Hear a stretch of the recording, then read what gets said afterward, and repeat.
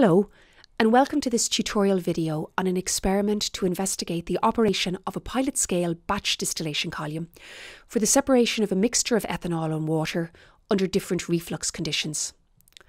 In this video, we will identify tasks to be undertaken before starting the experiment, including activating the extraction system and the condenser cooling water, charging the still pot with the mixture to be distilled, and providing steam to the reboiler. Then we will describe how to run the batch distillation at specified reflux ratios, monitor progress by collecting liquid samples from the column trays and recording relevant temperature and pressure measurements, collect data to allow us to estimate the reboiler heat duty. Finally, we'll specify the steps required to safely conclude the experiment and shut down the system. Please note that there are associated video tutorials on the distillation apparatus and on the safe operation of the column. If you haven't already watched these videos, please do so now. This slide summarises the tasks associated with this experiment. The schematic diagram of the rig is used to identify the parts of the apparatus relating to each task. Before attempting any task, ensure that you are wearing all required PPE. Before beginning the distillation experiment, it's necessary to turn on both the extractor fan and the cooling water supply. The fan controller is located in an adjacent room. Ensure that the explosive vapour monitor is connected to the top of the column and remains connected throughout the experiment. Next, turn on the cooling water supply to the condenser. To do so, manually open the cooling water valve to set the water flow rate to the specified level, in this case 0.2 on the dimensionless scale. Water is now flowing through the condenser at the top of the distillation column. Once the flow is activated, the cooling water alarm must be tested, as described in the safety video. If the cooling water alarm is not functioning, the experiment may not proceed. The still must now be charged with 12 litres of the solution for separation. In this case, a previously prepared ethanol-water mixture containing 20 weight % ethanol. Open the still pot valve. Insert the pump suction pipe into the container, holding it in place, and using the pneumatically driven diaphragm pump, transfer the mixture from the plastic container into the still pot. When finished, remember to close the still pot valve to prevent vapour loss during the process. The charge volume, 12 litres, can be read from the graduated scale. Now take a sample of this original mixture in order to confirm the original composition. We're now ready to provide steam to the system to begin to heat the mixture in the still pot. Wearing the insulated gloves provided for this task, adjust the steam valve, setting the steam pressure to approximately 1.5 kilograms force per centimetre squared, or about 20 psi. We'll perform the initial experimental run under conditions of total reflux, in other words, returning all overhead product back to the column.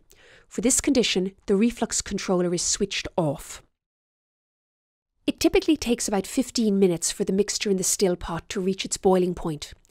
During this period, using the computer connected to the data logging system, you can monitor the temperature profile in the column and observe how the column heats up. For the conditions under which these data were collected, after approximately 10 minutes, the temperature of the trays near the bottom can be seen to rise, although no vapour has yet reached the top of the column. After about 45 minutes, it can be seen that the tray temperatures have stabilised, meaning that steady-state conditions have been reached. To evaluate the composition profile in the column, we collect liquid samples from each tray for subsequent analysis using a refractometer. Note that only a small volume, approximately 2 ml, is required for sample analysis using the PTR46 refractometer. Remember to seal the sample tube immediately after collecting a sample to minimise evaporative loss. To collect a sample, open the valve slowly. Then purge the sampling line by withdrawing approximately 1 ml of liquid, collecting it into a labelled waste container. At the end of the experiment, the accumulated waste is recycled for use in subsequent experiments. To complete the composition profile, a sample is collected from the still pot. Where the column is operated at a finite reflux ratio, a sample is also collected from the distillate receiver. At the top, the column is open to atmosphere. During the experiment, the pressure at the base of the unit can be read from the pressure gauge. At a finite reflux ratio, the reboiler heat duty can be very roughly estimated by considering the enthalpy difference between the inlet steam provided to the reboiler and the resulting condensate. To estimate the steam mass flow rate, collect and measure the volume of condensate flowing from the reboiler in a specified time period, say 10 minutes. Note the steam inlet temperature. Take particular care when opening and closing the condensate valve. Assuming that the inlet steam is saturated at the relevant pressure, its specific enthalpy can be read from the steam tables. Measure the temperature of the condensate using a handheld thermometer.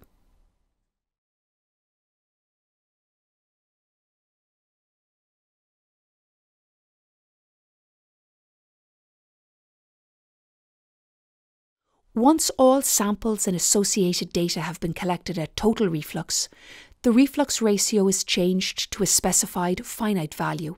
In this video tutorial, only a reflux ratio of 8:1 is considered. To set the reflux ratio on the controller, adjust the off period to 16, adjust the on period to 2, corresponding to a reflux ratio of 8:1.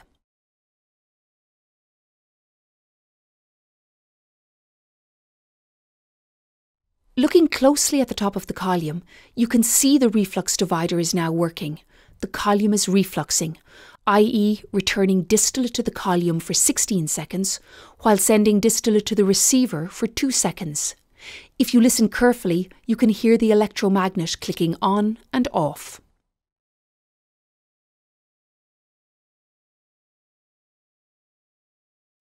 Now that a finite reflux ratio has been selected, distillate will begin to flow to the distillate receiver and accumulate there. Using the scale on the receiver, this distillate volume can be measured. Note the initial liquid level in the receiver before changing the reflux and the final level after a specified period.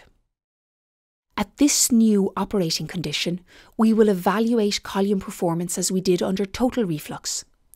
Wait for a period of approximately 15 minutes after changing the reflux ratio. As the column is now operating in batch mode, producing distillate, remember that it will not reach a steady state. During this period, monitor the column by watching the temperature profile. Again, collect a sample from each tray, remembering to purge the sample lines of residual liquid. Collect samples from the reboiler, and now that we are operating at a finite reflux ratio, also from the distillate receiver. Estimate the new reboiler heat duty as previously shown. Again, estimate the pressure drop across the column. Monitor and record the temperature data to evaluate the temperature profile. When all experimental runs have been completed, the column must be safely shut down. Close the steam valve, but leave the cooling water supply running until the system has cooled to near ambient conditions. Only then should the cooling water supply be shut off and the cooling water alarm and extractor fan turned off. The liquid samples which have been collected from the column are analysed in another laboratory using a refractometer to determine their composition and, in turn, generate a composition profile for the column.